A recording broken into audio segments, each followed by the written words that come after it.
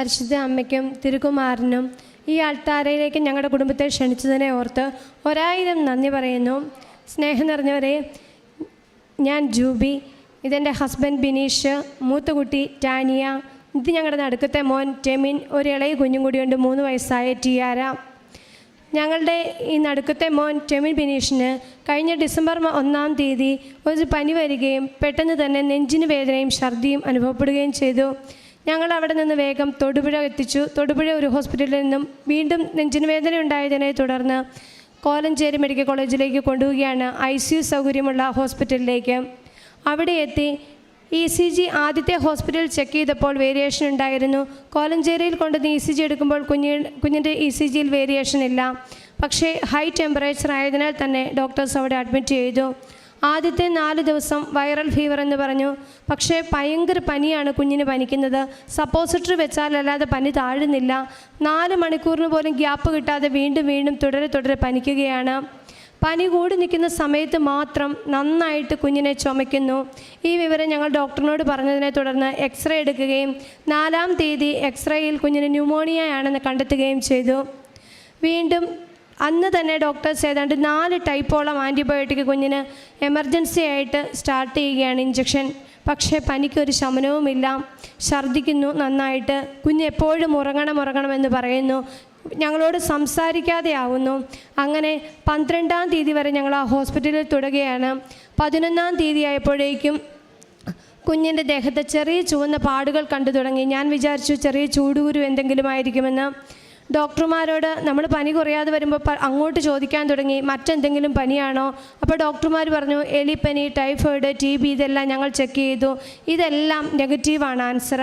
അവസാനം ഡെങ്കുവിൻ്റെ ടെസ്റ്റ് ചെയ്യാൻ കൊടുത്തേക്കുകയാണ്. റിസൾട്ട് ഇന്ന് വരും 12-ാം തീയതി.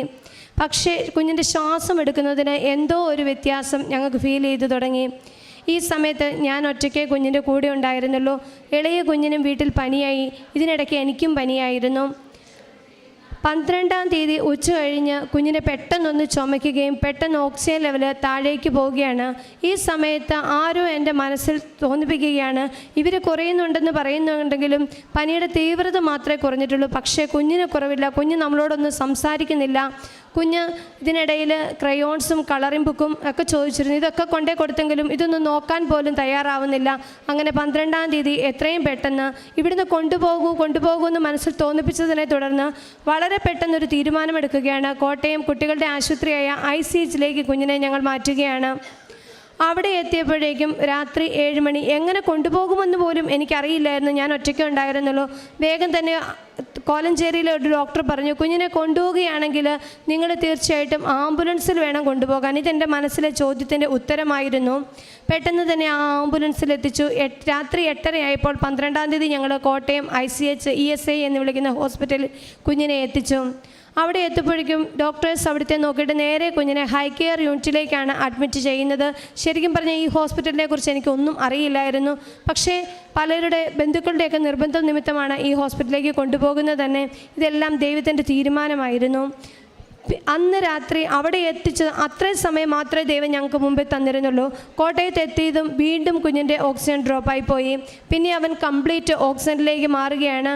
പിറ്റേ ദിവസം രാവിലെ കുഞ്ഞ് കംപ്ലീറ്റ് ആയിട്ട് ബെഡിലേക്കാവുകയാണ്. ഏറ്റു നിൽക്കാൻ പോലും പറ്റാതെ, ഒന്നും കഴിക്കാൻ പറ്റാതെ, ഒന്ന് ചെരിഞ്ഞു പോലും കിടക്കാൻ പറ്റാത്തൊരവസ്ഥയിലേക്കാവുകയാണ് ഈ മോന്. ആ ദിവസം രാവിലെ അവിടുത്തെ പ്രൊഫസർ വന്ന് കുട്ടിയെ നോക്കിയിട്ട് പറയുകയാണ്, എത്രയും പെട്ടെന്ന് ഒരു എമർജൻസി ട്രീറ്റ്മെൻറ്റ് സ്റ്റാർട്ട് ചെയ്യണം. അതായത് ഒരു ബോട്ടിൽ ഇഞ്ചക്ഷന് 25,000 രൂപ. അത്തരത്തിൽ 14 ബോട്ടിൽ ഇഞ്ചക്ഷനാണ് കുഞ്ഞിനെ ഡോക്ടർ സജസ്റ്റ് ചെയ്യുന്നത്. ശരിക്കും പറഞ്ഞാൽ ആദ്യത്തെ നെഞ്ചിന് വേദനയെ തുടർന്ന് ഞാൻ വിചാരിച്ചത് കുഞ്ഞിൻ്റെ ഹേർട്ടിന് എന്തോ പ്രശ്നമാണെന്നായിരുന്നു. അപ്പം ഞാൻ ഓർത്തു ആ ഇഞ്ചക്ഷൻ കൊടുക്കുമ്പോൾ ശരിയാകും. പൈസയെക്കുറിച്ചല്ല എൻ്റെ മനസ്സിലേക്ക് ആദ്യം വന്നത്. പക്ഷേ ഈ 14 ബോട്ടിൽ ഇഞ്ചക്ഷൻ 25,000 രൂപ വെച്ച് നിങ്ങളൊന്ന് കണക്ക് കൂട്ടിയാൽ അറിയാം എത്ര ലക്ഷം രൂപയുടെ ട്രീറ്റ്മെൻറ്റായി. ഇതൊക്കെ ദൈവം അവന് വേണ്ടി തലേ ദിവസം തന്നെ ക്രമീകരിച്ചു. അവിടെ എത്തിച്ച നിമിഷം തന്നെ ഡോക്ടേഴ്സ് ചോദിച്ചു, കുഞ്ഞിൻ്റെ പേര് റേഷൻ കാർഡിലുണ്ടോ, APL ആണോ BPL ആണോ? ശരിക്കും ഞങ്ങൾ APL ആണ്. പക്ഷേ നിന്നിടത്ത് നിന്ന് ഡോക്ടേഴ്സ് അവന് വേണ്ടി ലക്ഷങ്ങളുടെ ട്രീറ്റ്മെൻറ്റ് ക്രമീകരിച്ച് ആരോഗ്യ കിരണം എന്ന ഒരു ഇൻഷുറൻസ് സ്കീമിൽ കുഞ്ഞിനെ ഉൾപ്പെടുത്തി രേഖപ്പെടുത്തുകയാണ്. ഈ 14 ബോട്ടിൽ ഇഞ്ചക്ഷൻ എൻ്റെ ഹസ്ബൻഡ് പിറ്റേ ദിവസം ഇളയ കുഞ്ഞിനെയും ഹോസ്പിറ്റലിൽ അഡ്മിറ്റാക്കി. അവിടെ ആ കുഞ്ഞിന് ന്യൂമോണിയയാണെന്നാണ് പറയുന്നത്. അതിനുശേഷം എത്തുമ്പോഴേക്കും ഈ 14 ബോട്ടിൽ ഇഞ്ചക്ഷന് കുഞ്ഞിന് കയറ്റിയിരുന്നു. ആദ്യത്തെ ഒരു ബോട്ടിൽ കയറ്റിയപ്പോൾ തന്നെ വീണ്ടും കുഞ്ഞിൻ്റെ അവസ്ഥ വളരെ മോശമാവുകയും അതിനെ തുടർന്ന് വെൻറ്റിലേറ്ററിലേക്ക് ആക്കുകയും ചെയ്തു. അവിടുത്തെ ICUവിൽ നമുക്കെല്ലാവർക്കും നമ്മുടെ കുഞ്ഞുങ്ങളുടെ കൂടെ നിൽക്കാം. പക്ഷെ ഞാൻ അറിയുന്നില്ല ഇത് വെൻറ്റിലേറ്റർ ആണെന്ന്. സത്യത്തിൽ ദൈവം എന്നെ അറിയിക്കാതിരുന്നതായിരുന്നു.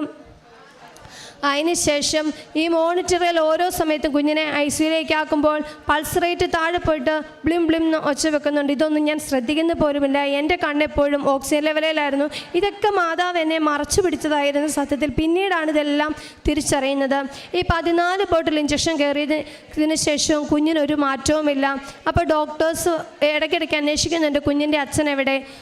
കുഞ്ഞിൻ്റെ അച്ഛൻ അവിടെ എത്തിയപ്പോഴേക്കും ഡാഡിയാണെന്ന് പറഞ്ഞപ്പോൾ ഉടനെ പറയുകയാണ്, എൻ്റെ കേൾക്കൽ ഡിസംബർ 14-ാം തീയതി വൈകിട്ട് പറയുകയാണ്, ഈ കുഞ്ഞിന് 48 മണിക്കൂർ കഴിയാതെ ഞങ്ങൾക്കൊന്നും പറയാൻ പറ്റില്ല. ഈ സമയത്താണ് ശരിക്കും തളർന്നു പോയി. നമ്മൾ ഇത്രയൊന്നും വിചാരിക്കുന്നില്ല. ഒരു സാധാ പനിയിൽ തുടങ്ങിയതല്ലേ. 48 മണിക്കൂർ കഴിയാതെ ഒന്നും പറയാൻ പറ്റില്ല. 14 ബോട്ടിൽ ഇഞ്ചക്ഷൻ കയറിയ കുഞ്ഞിനെക്കുറിച്ചാണ് പറയുന്നത്. അതിനു മുമ്പ് 7 ദിവസം 4 ടൈപ്പ് ആൻറ്റിബയോട്ടിക് പോയ കുഞ്ഞിനെക്കുറിച്ചാണ് ഇവരിത് പറയുന്നത്. ശരിക്കും തളർന്നു പോയി. ICUവിന് വെളിയിൽ വന്ന് ഞങ്ങൾ രണ്ടുപേരും പൊട്ടിക്കരഞ്ഞു. ആദ്യമൊന്ന് പകച്ചെങ്കിലും പിന്നീട് നേരെ ചെയ്തത് തിരിച്ച് ICUവിനുള്ളിൽ കയറി കൃപാസനത്തിലെ ആരാധനയുടെ ഒരു ലിങ്ക് എടുത്തു. എനിക്കറിയാമായിരുന്നു ജീവിതത്തിൻ്റെ എന്ത് പ്രതിസന്ധി നമ്മെ ആശ്വസിപ്പിക്കാൻ നമ്മെ നോക്കിയിരിക്കുന്ന ഒരേ ഒരു വിശ്വസ്തൻ മാത്രമേ നമുക്ക് മുന്നിലുള്ളൂ എന്ന്. പരിശുദ്ധ കുർബാനയുടെ ആരാധനയുടെ ലിങ്ക് എടുത്തു. ആ ആരാധനയ്ക്ക് മുമ്പിലേക്ക് പൊട്ടിക്കരഞ്ഞുകൊണ്ട് രാത്രി 12 മണി സമയം കഴിഞ്ഞു. ഡിസംബർ 15-ാം തീയതി അമ്മയോട് 2-3 കാര്യങ്ങൾ ഞാൻ എൻ്റെ സങ്കടം പറഞ്ഞു. ഒന്നാമതായിട്ട് ഞാൻ പറഞ്ഞു, അമ്മേ മാതാവേ, ഈ സമയത്തിനകം കുഞ്ഞ് മരുന്നിനോട് പ്രതികരിക്കുന്നില്ലാത്തതിനാലും ന്യൂമോണിയ കൂടിയതിനാലും എല്ലാ ഗ്രൂപ്പുകളിലേക്കും, ഇടുക്കി രൂപതയുടെ മുഴുവൻ ഗ്രൂപ്പുകളിലേക്കും ഈ കുഞ്ഞിന് വേണ്ടി പ്രാർത്ഥനാ സഹായം ചോദിച്ചുകൊണ്ട് നിരവധി മെസ്സേജുകൾ നിരവധി വൈദികർ ഷെയർ ചെയ്തിരുന്നു. തന്നെയല്ല, ഞാൻ സ്കൂളിലായതിനാൽ സ്കൂളിൻ്റെ ഗ്രൂപ്പുകളിലേക്കുമെല്ലാം ഒത്തിരി പ്രാർത്ഥനാ ഗ്രൂപ്പുകളിലേക്ക് ഒരുപാട് ആളുകൾ ഈ കുഞ്ഞിന് വേണ്ടി പ്രാർത്ഥിക്കാൻ തുടങ്ങിയിരുന്നു. ഈ ഡിസംബർ 15-ാം തീയതി രാത്രി 12 മണിക്ക് ശേഷം ആരാധനയുടെ മധ്യേ ഞാൻ അമ്മയോട് പറഞ്ഞത്, എൻ്റെ ഫോൺ സൈലൻ്റ് ആക്കിയിട്ട് തളർന്നു കിടക്കുന്ന എൻ്റെ കുഞ്ഞിൻ്റെ ദേഹത്തേക്ക് ഈ ഫോൺ മുട്ടിച്ചു വെച്ചു. അതിനുശേഷം അമ്മയോട് ഞാൻ ആദ്യം തന്നെ പറഞ്ഞ വാക്കിതാണ്, എൻ്റെ കുഞ്ഞ് തിരിച്ച് ജീവനോടെ വന്നാൽ അനേകർക്ക് സാക്ഷ്യമാവാൻ വേണ്ടി അമ്മേ ഞാനിത് തിരിച്ചൊരു പോസ്റ്റ് ഇട്ടോളാം. ആദ്യം തന്നെ ഞാൻ ചെയ്തതും അതുതന്നെയാണ്. രണ്ടാമതായിട്ട് അമ്മയോട് ഞാൻ കെഞ്ചി ചോദിച്ചൊരു കാര്യം, ഈ കുഞ്ഞ് തളർന്നു കിടന്നോട്ടെ അമ്മേ, എങ്കിലും സാരമില്ല, എനിക്ക് അവനെ ജീവനോടെ കുറച്ച് നാളും കൂടി കൊതി തീരെ വളർത്താൻ നീ എനിക്ക് തിരിച്ചു തരണം. മൂന്നാമതായിട്ട് ഞാൻ അമ്മയോട് പറഞ്ഞ കാര്യം ഇതായിരുന്നു, അമ്മേ, നിന്നെപ്പോലെ ഞാനിന്ന് സഹായാവസ്ഥയിൽ നിൻ്റെ മുമ്പിൽ നിൽക്കുകയാണ്.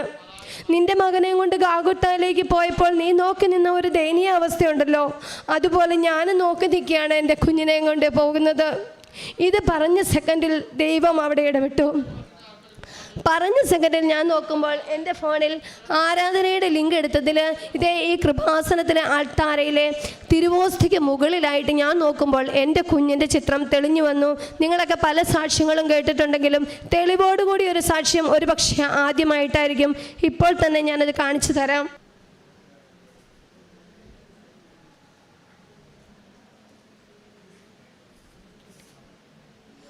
എല്ലാവർക്കും കണ്ടുബോധ്യമായി കാണുമല്ലോ. ഈ സമയത്ത് സത്യം പറഞ്ഞാൽ ആദ്യം ഞാൻ ഞെട്ടിപ്പോയി. പിന്നീട് എൻ്റെ മനസ്സിലേക്ക് എന്തോ ഒരു ഭയങ്കര ധൈര്യം വരികയാണ്. എൻ്റെ കുഞ്ഞിൻ്റെ അവസ്ഥ എന്തു മോശമായാലും ഈശോ അറിഞ്ഞു തന്നെ തന്ന ഒരു സഹനമാണിതെന്ന് പറഞ്ഞാൽ ഒരൊച്ച ബോധ്യം വരികയാണ്. ആദ്യം തന്നെ ഞാൻ ആ ഫോൺ എത്ര സമയം ഫോണിൽ നിൽക്കുമെന്ന് നമുക്കറിയില്ല. അതുകൊണ്ട് തന്നെ ഞാൻ പെട്ടെന്ന് അതിൻ്റെ സ്ക്രീൻഷോട്ട് എടുത്തു. ആദ്യമേ പുറത്ത് കരഞ്ഞുകൊണ്ട് ICUവിന് വെളിയിലിരിക്കുന്ന എൻ്റെ ഹസ്ബൻഡിനെ ഇതിട്ട് കൊടുത്തു. ഹസ്ബൻഡ് എന്നോട് ചോദിച്ചു, ഇതെന്താ ജൂബി ഇത്? അപ്പോൾ ഞാൻ വിവരമൊക്കെ പറഞ്ഞു, ഇങ്ങനെ തെളിഞ്ഞു വന്ന ചിത്രമാണ്. പിന്നീട് എന്നോട് വളരെ ക്ലോസ് ആയിട്ട് നിൽക്കുന്ന കുറച്ച് വൈദികരുണ്ട്, അവർക്ക് ഞാൻ വേഗം തന്നെ ഷെയർ ചെയ്ത് കൊടുത്തു. പിറ്റേ ദിവസം തന്നെ ഞങ്ങളുടെ ഇടവക വികാരി അച്ഛൻ ചിറ്റടി അച്ഛൻ അവിടെ വരികയും കുഞ്ഞുവിനെ കയറി ICUവിൽ കണ്ട് കുഞ്ഞിന് വേണ്ടി പ്രാർത്ഥിക്കുകയും ചെയ്യുകയാണ്. പക്ഷേ പനി കുറയുന്നില്ല. വീണ്ടും മനസ്സിലൊരു ചെറിയ ആശങ്കയുണ്ട്, ദൈവം കാണിച്ചു തന്നതിൻ്റെ അർത്ഥം എന്താണ്? ഈ കുഞ്ഞ് ഇങ്ങോട്ടാണോ അങ്ങോട്ടാണോ? ഇതേ സമയം ഡിസംബർ 15-ാം തീയതി പകലായപ്പോൾ എനിക്കും തീരെ വയ്യാണ്ടാകുകയാണ്. എനിക്കും ചെസ്റ്റിനകത്ത് ഭയങ്കര പെയിൻ. ഡോക്ടറിനെ ചെന്ന് മെഡിക്കൽ കോളേജിലേക്ക് കണ്ടപ്പോൾ പറഞ്ഞു, അവിടുത്തെ കാഷ്വാലിറ്റി ഡോക്ടർ, എനിക്കും ന്യൂമോണിയയാണ്. നിങ്ങളൊന്ന് ആലോചിച്ച് നോക്കിയേ, മരണക്കിടക്കയിൽ കിടക്കുന്ന എൻ്റെ കുഞ്ഞിനെയും ഇട്ടിട്ട് ആ ICUവിൽ നിന്നും മാറേണ്ട ഒരു ഗതികേടാണ് അവിടെ എനിക്കുണ്ടാകുന്നത്. എത്ര ദയനീയമായ അവസ്ഥയാണ്. ശരിക്കും ആദ്യം ഓടിച്ചെന്നത് കാരിത്താസ് ഹോസ്പിറ്റലിൽ അഡ്മിറ്റ് ആവാനാ. കാരണം ഞാൻ റെഡിയായാലല്ലേ എൻ്റെ കുഞ്ഞിനെ വന്ന് എനിക്ക് പരിചരിക്കാൻ പറ്റുകയുള്ളൂ. അവിടെ ചെന്നപ്പോൾ അവിടെയും തടസ്സം, ബൈസ്റ്റാൻഡർ ഇല്ല കൂടെ. കാരണം പെട്ടെന്നല്ലേ ഓരോരുത്തർ അഡ്മിറ്റ് ആവുന്നത്. പിന്നെ എൻ്റെ സിസ്റ്ററിൻ്റെയെ വിളിച്ചു, കുഞ്ഞിൻ്റെ അടുത്താക്കി. അതിനുശേഷം തിരിച്ചു വന്ന് അവിടെ തന്നെ സിസ്റ്റേഴ്സിൻ്റെ ഒരു റെസിഡൻഷ്യൽ ഹോം എനിക്ക് കിട്ടുകയാണ്. അവിടെ ഞാൻ താമസിക്കുകയാണ്. ആദ്യത്തെ 2 ദിവസം ഭയങ്കര വിഷമം തോന്നി. കുഞ്ഞ് ICUവിൽ കിടക്കുകയല്ലേ, ഇളയ കുഞ്ഞും ഹോസ്പിറ്റലിൽ അഡ്മിറ്റാണ്. 16-ാം തീയതി രാവിലെ കേൾക്കുകയാണ് ഇളയ കുഞ്ഞിനെയും ICUവിലേക്ക് ആക്കണം. തൊടിപടി ചാഴികാട്ടിൽ നിന്നും ആ കുഞ്ഞിനെ വീണ്ടും ഞങ്ങൾ കോട്ടയത്തേക്ക് കൊണ്ടുവന്നു. പക്ഷേ ദൈവാനുഗ്രഹത്താൽ ഇളയ കുഞ്ഞിനെ ICUവിലേക്ക് ആക്കേണ്ടി വന്നില്ല. 5 ദിവസത്തെ സാധാരണ ട്രീറ്റ്മെൻറ്റ് കൊടുത്ത് പറഞ്ഞയച്ചു. പക്ഷേ 2 ദിവസം റൂമിലിരുന്നു കൊണ്ട് കരഞ്ഞ് ചങ്കുപൊട്ടി അമ്മയോട് നിലവിളിച്ച് പ്രാർത്ഥിച്ചുകൊണ്ടിരുന്നു. കൃപാസനത്തിലെ ആരാധനയും ഓൺലൈൻ ശുശ്രൂഷകളും കൂടി പ്രാർത്ഥിച്ചുകൊണ്ടിരുന്നു. 17-ാം തീയതി ആയിട്ടും കുഞ്ഞിൻ്റെ പനി മാറിയിട്ടില്ല. അപ്പോഴേക്കും ഞങ്ങൾ ആകെ നിരാശരാകുന്നുണ്ട്. നല്ല പനിയാണ് പനിക്കുന്നത്. ഡോക്ടേഴ്സ് പറഞ്ഞു എല്ലാ ഓർഗൻസും ഇൻഫെക്ഷൻ ആയിക്കഴിഞ്ഞു. ഇനിയും ഒരു പാരസിറ്റാമോൾ പോലും കുഞ്ഞിന് കൊടുക്കാൻ പറ്റില്ല. കാരണം ലിവർ, ലങ്സ്, ക്രിയാറ്റിനൊക്കെ 4-ന് മേളിലായി കഴിഞ്ഞു. ഒന്നും ഞങ്ങൾക്ക് ചെയ്യാൻ പറ്റില്ല. ഇതിനിടയിൽ എൻ്റെ കസിൻസ്, ഞങ്ങളുടെ ജോലി മേഖലയിലുള്ളവരൊക്കെ അവിടെ ഡോക്ടേഴ്സുമായിട്ട് ബന്ധപ്പെട്ട് പറഞ്ഞത് ഈ കുഞ്ഞിനെക്കുറിച്ച് നോ ഹോപ്പ് എന്നായിരുന്നു. പക്ഷേ ദൈവത്തിന് അവനെക്കുറിച്ച് ഒരുപാട് പദ്ധതികളും പ്ലാനുകളും ഉണ്ടായിരുന്നു. പക്ഷേ 17-ാം തീയതി ആയപ്പോഴേക്കും റൂമിലിരുന്ന് ഞാനും എൻ്റെ മൂത്ത മോളും കൂടി കൊന്ത ചൊല്ലി 253 രൂപ മുട്ടയിൽ നിന്ന് തന്നുകൊണ്ട് കൈ വിരിച്ചു പിടിച്ച് പ്രാർത്ഥിച്ചു. നിയോഗത്തോടെ അമ്മയോട് പറഞ്ഞു, കെഞ്ചി ചോദിച്ചതിൻ്റെ ഫലമായിട്ട് 17-ാം തീയതി ഉച്ച കഴിഞ്ഞ് വിളിച്ചപ്പോൾ കുഞ്ഞിൻ്റെ പനി കുറവുണ്ടെന്ന് പറഞ്ഞു. 17-ാം തീയതി ഏതാണ്ട് ഒരു 6 മണി 6:30 സമയത്ത് ഞാൻ റൂമിലിരുന്ന് പ്രാർത്ഥിക്കുമ്പോൾ യാക്കോബെ അച്ഛനോട് ഫോണിൽ സംസാരിക്കുമ്പോൾ ഞാൻ പറഞ്ഞു, എപ്പോഴും ഞാൻ പ്രാർത്ഥിക്കുമ്പോൾ തിരുഹൃദയ ഈശോയെ തന്നെ കാണുന്നു അച്ഛാ. വീണ്ടും ആ സമയത്ത് സംസാരിച്ചുകൊണ്ടിരിക്കുന്ന അതേ സമയത്ത് തിരുഹൃദയ ഈശോ ആണിപ്പഴുതുള്ള കരം എൻ്റെ കുഞ്ഞിന് നേരെ നീട്ടുന്നത് ഞാൻ കണ്ടു. ദൈവം കൊടുത്ത വലിയ സൗഖ്യമായിരുന്നു അത്. ആ സമയം തന്നെ കുഞ്ഞിൻ്റെ പനി വിട്ടുമാറി. പിന്നീട് കുഞ്ഞിനെ പനിച്ചില്ല. പക്ഷേ വീണ്ടും ഡോക്ടേഴ്സ് എൻ്റെ ഹസ്ബൻഡിനെ വിളിച്ചു പറഞ്ഞു, പനി മാറിയെങ്കിലും ഞങ്ങൾക്കൊന്നും പറയാൻ പറ്റില്ല. കാരണം ന്യൂമോണിയ ഇപ്പോഴും കൂടി തന്നെയാണ് നിൽക്കുന്നത്. പക്ഷെ പനി മാറി എന്ന് കേട്ടപ്പോൾ തന്നെ എനിക്ക് സമാധാനമായി. മാതാവ് ഇടപെടുന്നുണ്ട്, ദൈവം ഇടപെടുന്നുണ്ടെന്നുള്ള ഒരു ഉറച്ച വിശ്വാസമുണ്ടായിരുന്നു. പ്രാർത്ഥനയിൽ തന്നെ തുടർന്നുകൊണ്ടിരുന്നു. 20-ാം തീയതി ഞാൻ എൻ്റെ കുഞ്ഞിൻ്റെ അടുത്തേക്ക് വരികയാണ്. അപ്പോഴേക്കും കുഞ്ഞ് കുറേശ്ശെയൊക്കെ ഭക്ഷണം കഴിച്ചു തുടങ്ങി. അത്യാവശ്യം ബാലൻസോടെ പിടിച്ചിരുത്തിയാൽ ഇരിക്കുമെന്നൊരവസ്ഥയിലേക്കായി. നിങ്ങൾ കാണുന്ന അവസ്ഥയല്ല, ഒരു വിരൽ പോലും അനക്കാൻ പറ്റത്തില്ലാത്ത അവസ്ഥയിലായിരുന്നു എൻ്റെ കുഞ്ഞ്. 20-ാം തീയതി തിരിച്ച് ഹോസ്പിറ്റലിൽ എത്തുമ്പോഴേക്കും ഹസ്ബൻഡ് വീണ്ടും ഡൗൺ ആയിരിക്കുകയാണ്. ഞാൻ കാണുമ്പോൾ എന്നോട് പറഞ്ഞു, ഇതെല്ലാം കഴിഞ്ഞപ്പോൾ ഇപ്പോൾ ഇതേ കുഞ്ഞിന് ഫിക്സ് വന്നു. ഞാൻ ഈശോയുടെ പുറത്ത് ഐസിന് വെളിയിലിരുന്നു കൊണ്ട് പറഞ്ഞു, നീ നീട്ടിയ കരമാണെങ്കിൽ പിൻവലിക്കില്ല എന്ന് എനിക്ക് ഉറച്ച വിശ്വാസമുണ്ട്. ആ ഉറച്ച വിശ്വാസത്തോടെ ഞാൻ പുറത്തിരുന്ന് എൻ്റെ കുഞ്ഞിനൊന്നും സംഭവിക്കില്ല, ദൈവം അവനെ കാത്തുകൊള്ളും. ഇതിനിടയിൽ വേറൊരു അച്ഛൻ അവൻ്റെ അടുത്ത് ICUവിൽ വന്ന് പ്രാർത്ഥിച്ചതിന് ശേഷം എൻ്റെ ഹസ്ബൻഡിനോട് പറഞ്ഞിരുന്നു, ഒന്നും വിഷമിക്കേണ്ട, 3 ദിവസം കഴിയുമ്പോൾ കുഞ്ഞ് പതിയെ ഓക്കെ ഇങ്ങ് വന്നോളും. വീണ്ടും ഫിക്സ് വന്നു, ഇഞ്ചക്ഷൻ എടുത്തു. കുറച്ച് കഴിഞ്ഞപ്പോഴത്തേക്കും കുഞ്ഞിൻ്റെ അടുത്തേക്ക് ഞാൻ 5 ദിവസത്തിന് ശേഷമാണല്ലോ ചെല്ലുന്നത്, ചേർത്ത് നിർത്തി എന്നെ കെട്ടിപ്പിടിച്ച് 2 കൈയും കൊണ്ട് അവിടെ കിടന്ന് വീണ്ടും അവൻ ഉറങ്ങി. ഒരു 10 മണിയായപ്പോൾ പറഞ്ഞു, എനിക്ക് വിശക്കുന്നു, വെല്ലം തരാൻ പറഞ്ഞു. അങ്ങനെ പതുക്കെ അവൻ ഭക്ഷണം കഴിച്ചു തുടങ്ങി. 23-ാം തീയതി ആയപ്പോഴേക്കും കുഞ്ഞ് കംപ്ലീറ്റ് ഓക്സിജനിൽ നിന്ന് മാറി. ഡിസംബർ 1-ാം തീയതി തുടങ്ങിയതാണ്. 25-ാം തീയതി നടന്നു. യേശുവിൻ്റെ ജനനം പോലെ രണ്ടാമതൊരു ജന്മം ദൈവം അവന് കൊടുത്തു. 25-ാം തീയതി അവൻ പറഞ്ഞു, ടോയ്ലറ്റിലേക്ക് ഞാൻ പിടിച്ചുകൊണ്ടുപോയി. തിരിച്ചാരും പിടിക്കാതെ കൊച്ചു തന്നെ നടന്നു വന്നു. ICUവിലെ ഡോക്ടേഴ്സ് നോക്കിയിരുന്ന് ചിരിക്കുകയായിരുന്നു. 27-ാം തീയതി കുഞ്ഞിനെ ICUവിൽ നിന്ന് വെളിയിലേക്ക് ഇറക്കി. അവനെ നോക്കിക്കൊണ്ടിരുന്ന സിറിൽ ഡോക്ടർ വന്നിട്ട് പറയുകയാണ്, ഇപ്പോൾ കുഞ്ഞിൻ്റെ 90% കാര്യങ്ങളും ഓക്കെ ആയിട്ടുണ്ട്. നിലനിൽക്കുന്ന 10% ഹാർട്ടുമായിട്ട് ബന്ധപ്പെട്ടുള്ളതാണ്. ഇനി കാർഡിയോളജിസ്റ്റ് എന്ത് പറയുന്നു അതുപോലെ നിങ്ങൾ ഫോളോ ചെയ്താൽ മതി എന്ന് പറഞ്ഞ് ജനുവരി 2-ാം തീയതി കുഞ്ഞിനെ ഹോസ്പിറ്റലിൽ നിന്ന് ഡിസ്ചാർജ് ചെയ്തു. ഈ സമയത്തെല്ലാം മാതാവ് എന്നോട് ഈ കുഞ്ഞിൻ്റെ മുഖം തെളിഞ്ഞു വന്ന കാര്യം സിറിൽ ഡോക്ടറിനോട് പറയാൻ എന്തോ മനസ്സിൽ നിന്നൊരു പ്രചോദനം നൽകുന്നുണ്ടായിരുന്നു. അവസാനം ഞാൻ ആ ഡോക്ടറോട് പറയുകയാണ് പിന്നീട് ചെക്കപ്പിന് ചെന്നപ്പോൾ. അപ്പോൾ ഡോക്ടർ ഒരു ചിരിയൊക്കെ ചിരിച്ചിട്ട് എൻ്റെ ഫോൺ മേടിച്ചത് നോക്കി, അതിൻ്റെ ഒരു ഫോട്ടോ ഡോക്ടറുടെ ഫോണിലേക്ക് എടുത്തു. എന്നിട്ട് ഡോക്ടറിനോട് ഞാൻ പറഞ്ഞു, ഇതിലും വലിയ തെളിവ് എനിക്ക് തരാനില്ല ഡോക്ടറെ എന്ന് ചിരിച്ചുകൊണ്ട് പറഞ്ഞപ്പോൾ ഡോക്ടർ തിരിച്ചെന്നെ കാണിക്കുകയാണ്. ഡോക്ടറിൻ്റെ ഫോണിൽ ഡിസ്പ്ലേ ഇട്ടിരിക്കുന്നത് കൃപാസനം അമ്മയുടേതായിരുന്നു. ആ ഡോക്ടറും അമ്മയുടെ കരങ്ങളിലുള്ള മകനായിരുന്നു എന്ന് പിന്നീട് വ്യക്തമായി. ദൈവത്തിൻ്റെ വലിയ പദ്ധതിയായിരുന്നു ഈ ദിവസങ്ങളിലെല്ലാം. അതുപോലെ അന്ന് പനി മാറാതെ വന്നപ്പോൾ ഞങ്ങൾ ഡിസംബർ 17 കുഞ്ഞിൻ്റെ പനി മാറുന്നു. പക്ഷേ 17-ാം തീയതി ഞങ്ങൾ നിരാശരായി ചിന്തിച്ചു കുഞ്ഞിനെ ഇനി അസ്റ്ററിലേക്ക് മാറ്റാം. 18-ാം തീയതി ഒരു ബ്ലഡിൻ്റെ റിസൾട്ട് ആലപ്പുഴ വൈറോളജി ലാബിൽ നിന്നും വരാനുണ്ട്, അതും കൂടെ വരട്ടെ. പക്ഷേ ആ ഒരു റിസൾട്ടിന് വേണ്ടി ദൈവം ഞങ്ങളെ അവിടെ പിടിച്ചു നിർത്തിയതായിരുന്നു. ഇല്ലെങ്കിൽ നേരത്തെ തന്നെ ഞങ്ങൾ അസ്റ്ററിലേക്ക് മാറ്റുമായിരുന്നു. 18-ാം തീയതി റിസൾട്ട് വന്നില്ല. പക്ഷേ അത്ഭുതകരമായിട്ട് 17-ാം തീയതി ദൈവം അവൻ്റെ പനി മാറ്റുകയാണ്. ഇതിന് ശേഷം കാർഡിയോളജിസ്റ്റിനെ കണ്ടാൽ മതിയെന്ന് പറഞ്ഞ് വിട്ടിട്ട് ഞങ്ങൾ ഏതാണ്ട് ഫെബ്രുവരി 15-ാം തീയതി ചെക്കപ്പിന് ചെന്നപ്പോൾ കാർഡിയോളജിസ്റ്റ്, അതായത് എറണാകുളം ലിസി ഹോസ്പിറ്റലിലെ ഡോക്ടർ അനിൽ, പീഡിയാട്രിക് കാർഡിയോളജിസ്റ്റ് ഞങ്ങളോട് പറയുകയാണ് മോൻ്റെ ഒരു കാർഡിയാക് MRI എടുക്കണം. അപ്പം ഞാൻ ചോദിച്ചു, ഡോക്ടറെ ഇനി എന്തിനാണ് കാർഡിയാക് MRI എടുക്കുന്നത്? ശരിക്കും അനിൽ ഡോക്ടറിൻ്റെ വാക്കുകൾ കേട്ടപ്പോൾ ഞങ്ങൾ ഞെട്ടിപ്പോയി. അതായത് ഇവൻ്റെ രോഗാവസ്ഥയിൽ രോഗം മൂർച്ഛിച്ചിരുന്ന സമയത്ത് കുഞ്ഞിൻ്റെ ഹാർട്ട് ബീറ്റ് നിന്നുപോയിരുന്നു. ഒരിക്കലും ഞങ്ങൾക്ക് ശരിക്കും ഭയങ്കര സർപ്രൈസായിട്ടാണ് തോന്നിയത്. ദൈവം ഇതൊന്നും ഞങ്ങളെ അറിയിച്ചില്ല. സത്യം പറഞ്ഞാൽ അവന് വേണ്ട ക്രമീകരണങ്ങൾ, ആ 14 ബോട്ടിൽ ഇഞ്ചക്ഷൻ ഇട്ടിട്ട് കുഞ്ഞ് മരുന്നിനോട് റെസ്പോണ്ട് ചെയ്യാതെ മൊത്തം 17 ബോട്ടിൽ ഇഞ്ചക്ഷൻ അവന് ഇടേണ്ടി വന്നു. ഈ കുഞ്ഞിന് ഇത്രയും വലിയൊരു സഹനത്തിലൂടെ ദൈവം വഴി നടത്തിയെങ്കിലും ഒന്നിനും ഒരു കുറവും ഉണ്ടായില്ല. 2 പേര് വേണമായിരുന്നു കുഞ്ഞിൻ്റെ കൂടെ. അവൻ്റെ കൂടെ വേണ്ട ആളുകളെയും ഒരുപാട് ആളുകൾ ഈ കുഞ്ഞിന് വേണ്ടി പ്രാർത്ഥിക്കാൻ ദൈവം ഏറ്റവും അത്ഭുതമായിട്ട് പിന്നീട് തോന്നിയൊരു കാര്യം അതാണ്. ഒത്തിരി ആളുകളെ ദൈവം ഈ കുഞ്ഞിന് വേണ്ടി പുറത്ത് റെഡിയാക്കി. ഞങ്ങൾ ആവശ്യപ്പെട്ടിട്ടല്ല, ഞങ്ങൾ അറിയുന്നില്ല. സത്യം പറഞ്ഞാൽ അനേകം വൈദികർ, സിസ്റ്റേഴ്സ്, ഞങ്ങളുടെ ഇടവകയിലെ സിസ്റ്റേഴ്സ് നിത്യാരാധന നടത്തി കണ്ടിന്യൂസ് ഈ കുഞ്ഞിന് വേണ്ടി പ്രാർത്ഥിച്ചുകൊണ്ടിരിക്കുകയായിരുന്നു. ഇത്രയും വലിയ സഹനം വന്നപ്പോൾ എന്തുകൊണ്ട് ദൈവം ഇത്രയധികം ആളുകളെ ഈ കുഞ്ഞിന് വേണ്ടി ഒരുക്കിയെന്ന് എനിക്കറിയില്ല. ഞാൻ ഉൾപ്പെടെ ഞാൻ ഇവിടെ വിളിച്ച് കൃപാസനത്തിൽ കുഞ്ഞിന് വേണ്ടി മധ്യസ്ഥ പ്രാർത്ഥന ചോദിച്ചിരുന്നു.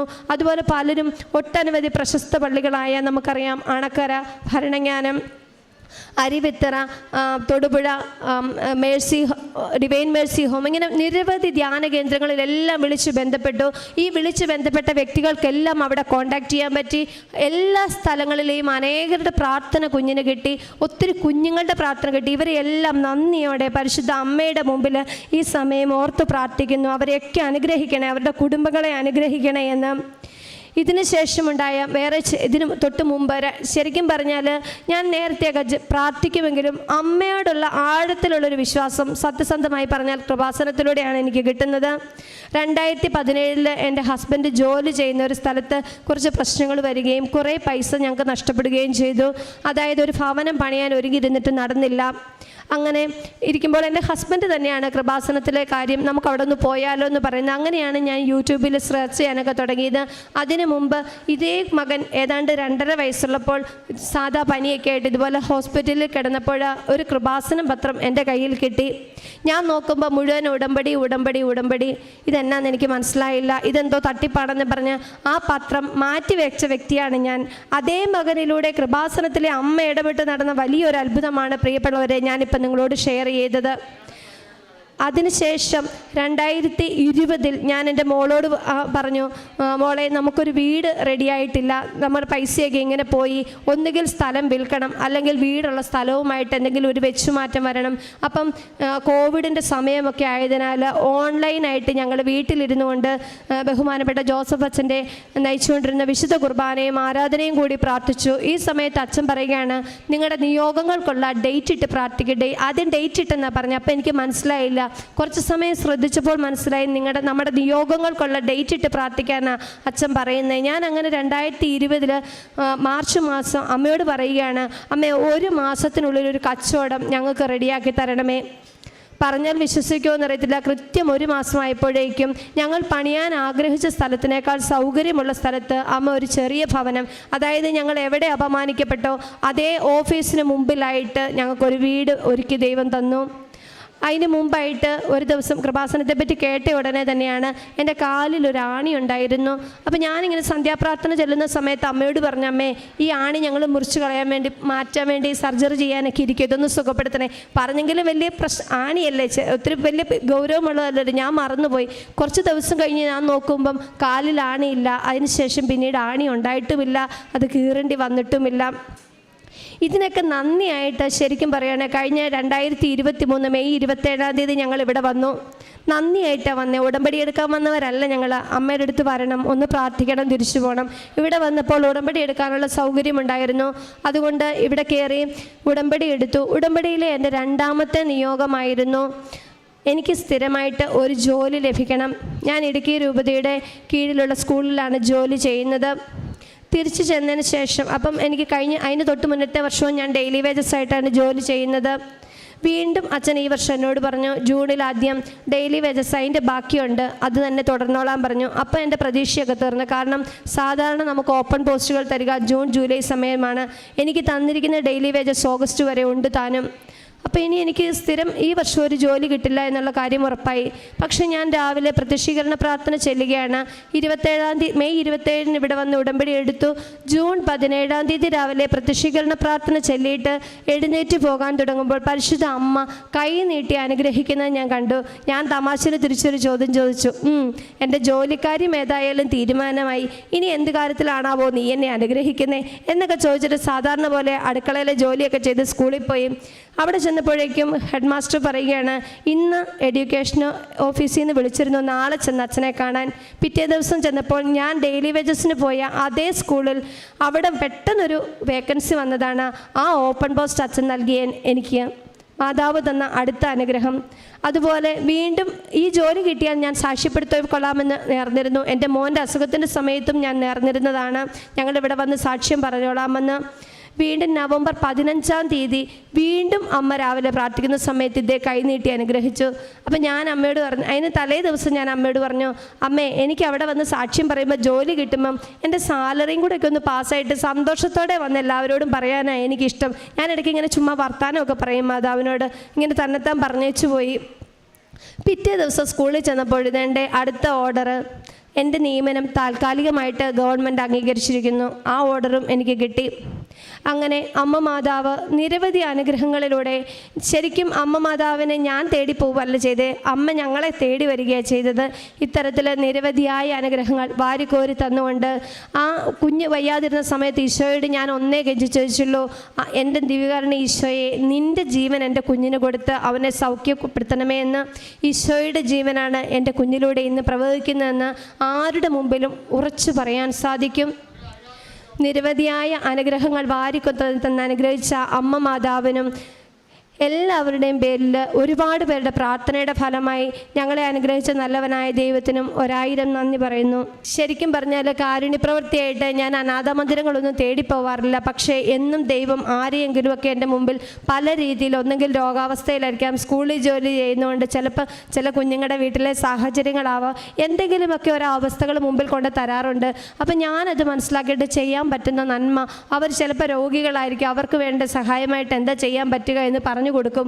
അല്ലെങ്കിൽ സാമ്പത്തികമായിട്ട് ചെയ്യാൻ പറ്റുന്ന വലിയ സാമ്പത്തികമൊന്നും അല്ലെങ്കിൽ നമുക്കുള്ളതിൻ്റെ ഒരു ഓഹരി കൊടുക്കും. പിന്നെ ഏറ്റവും പ്രധാനമായിട്ട് എനിക്ക് പിന്നീട് തോന്നിയൊരു കാര്യം, ഞാൻ ഉടമ്പടി എടുക്കുന്നതിന് മുമ്പ് പോലും ചെയ്തതാണ്. ഈ മോൻ വയ്യാതാകുന്നതിന് കറക്റ്റ് 1 വർഷം മുമ്പ് ഒരു ഓർഫനേജിലെ കുഞ്ഞ് വയ്യാതെ മരിച്ചു പോകുകയുണ്ടായി. അന്നേരം എനിക്ക് എൻ്റെ ശമ്പളം ശരിക്കും പറഞ്ഞാൽ കിട്ടുന്നതേ ഉണ്ടായിരുന്നുള്ളൂ. ആ കുഞ്ഞ് മരിച്ചു കഴിഞ്ഞപ്പം നമ്മുടെ എറണാകുളത്തൊരു ഫേമസ് ഹോസ്പിറ്റലിൽ നിന്ന് ആ കുഞ്ഞിൻ്റെ ബോഡി വിട്ടുകൊടുക്കില്ല. കാരണം 3-4 ലക്ഷം രൂപ ആ ഓർഫനേജുകാർ കെട്ടിവെച്ചാൽ മാത്രമേ കൊടുക്കുള്ളൂ.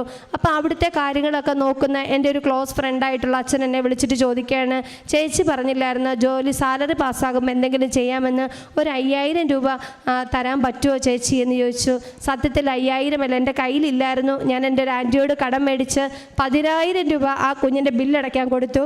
അതിൻ്റെ 10 മടങ്ങായിട്ട് 1 വർഷം കഴിഞ്ഞപ്പോൾ എൻ്റെ കുഞ്ഞ് ആശുപത്രി കിടക്കുമ്പോൾ ഒന്നിനും ഒരു കുറവും കൂടാതെ, നിങ്ങളോട് ഞാൻ മുമ്പേ പറഞ്ഞു 17 ബോട്ടിൽ മരുന്നിൽ 25,000 രൂപ വെച്ച് നിങ്ങൾ കണക്ക് കൂട്ടി നോക്കിയോ. 10 മടങ്ങായിട്ട് തമ്പുരാൻ തിരിച്ചു തന്നു. എപ്പോഴും കിട്ടുന്ന അവസരങ്ങളിൽ ഇങ്ങനെ ചെയ്യുക. പിന്നെ പറ്റുന്ന സമയങ്ങളിലെല്ലാം പറ്റുന്ന ദിവസങ്ങളിലെല്ലാം തന്നെ കുർബാനയിൽ പോവുകയും കൂടുകയും ഒക്കെ ചെയ്യാറുണ്ട്. ശരിക്കും ഉടമ്പടിയിൽ വെച്ച് വേറൊരു ആവശ്യമായിരുന്നു ആത്മീയമായ ഒരു ബന്ധം ഈശോയും മാതാവും ഒക്കെ ആയിട്ട് സ്ഥാപിച്ചത് നിലനിർത്തി പോകണമെന്ന്. കുഞ്ഞിൻ്റെ വയ്യാഴിക വന്നതിലൂടെ ആഴത്തിൽ അതിന് ദൈവം ഞങ്ങളെ ഒരുക്കുകയായിരുന്നു. ഞങ്ങളുടെ കുടുംബത്തെ, കുഞ്ഞുങ്ങളെ ഒരുക്കുകയായിരുന്നു. അമ്മ മാതാവിനും തിരുക്കുമാരനും എത്ര നന്ദി പറഞ്ഞാലും മതിയാവില്ല. വളരെ വ്യക്തമായിട്ട് ആ സാക്ഷ്യം ഇവിടെ വ്യക്തമായിട്ട് പറയുന്നുണ്ട്. അതിൽ ഏറ്റവും വലിയൊരു ദൈവിക ഇടപെടലായിട്ട് ഒരു തെളിവായിട്ട് കാണിച്ചത് ഉടമ്പടി ആരാധനയാണ്. ഒരുപാട് സാക്ഷ്യങ്ങളിൽ ആവർത്തിക്കപ്പെടുന്ന ഒന്നാണ് ഉടമ്പടി ആരാധനയുടെ കാര്യം.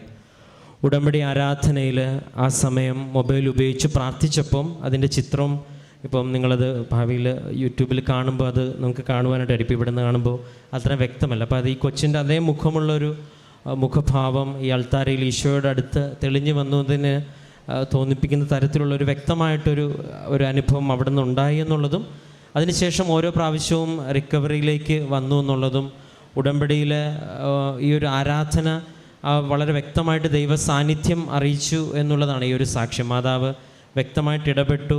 അതിനെ വീണ്ടും ഡോക്ടറിന് പോലും വലിയൊരു സൗഖ്യമായിട്ട് വലിയൊരു അനുഭവമായിട്ട് അത്ഭുതമായിട്ട് മാറി എന്നുള്ളതും.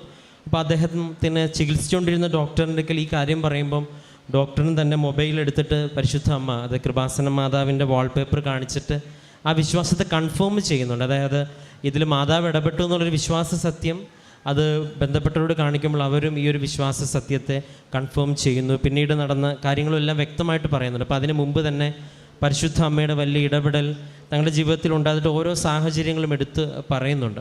അപ്പോൾ പ്രാർത്ഥനയിൽ ലഭിച്ചൊരു ശക്തി ഏറ്റവും അവസാനം പറയുമ്പോൾ ഈ ഒരു അനുഭവം ഉടമ്പടിയിലൊരു നിയോഗമായിരുന്നു. അതായത് ആത്മീയമായിട്ട് വളരാനായിട്ടുള്ളൊരു അനുഭവമായിട്ട് ഇത് മാറിയെന്നുള്ളതും ഒപ്പം ഉടമ്പടിയിൽ ലഭിച്ചൊരു അനുഭവമായിട്ട് സാക്ഷ്യപ്പെടുത്തുകയും ചെയ്യുന്നുണ്ട്. ഈ കുടുംബം വന്നേറെ പ്രത്യേകിച്ച് ഇനിയും മുൻപോട്ടുള്ള ഉടമ്പടി യാത്രയിൽ പരിശുദ്ധ അമ്മയുടെ എല്ലാവിധ അനുഭവങ്ങളും ലഭിക്കട്ടെ എന്ന് പ്രാർത്ഥിക്കുന്നു. നമുക്ക് കരങ്ങളടിച്ച് ദൈവത്തിൻ്റെ നാമം മഹത്വപ്പെടുത്താം. അത്യപൂർവ ദൈവാനുഭവങ്ങൾ ഇനി നിങ്ങൾക്കും സ്വന്തം. ഈ യൂട്യൂബ് ചാനൽ ഇതുവരെ സബ്സ്ക്രൈബ് ചെയ്തിട്ടില്ലെങ്കിൽ ഇപ്പോൾ തന്നെ സബ്സ്ക്രൈബ് ചെയ്യുക. ഈ വീഡിയോ ഇപ്പോൾ തന്നെ നിങ്ങളുടെ സുഹൃത്തുക്കൾക്ക് ഷെയർ ചെയ്തുകൊണ്ട് കർത്താവിൻ്റെ പ്രേക്ഷിതരാകുക.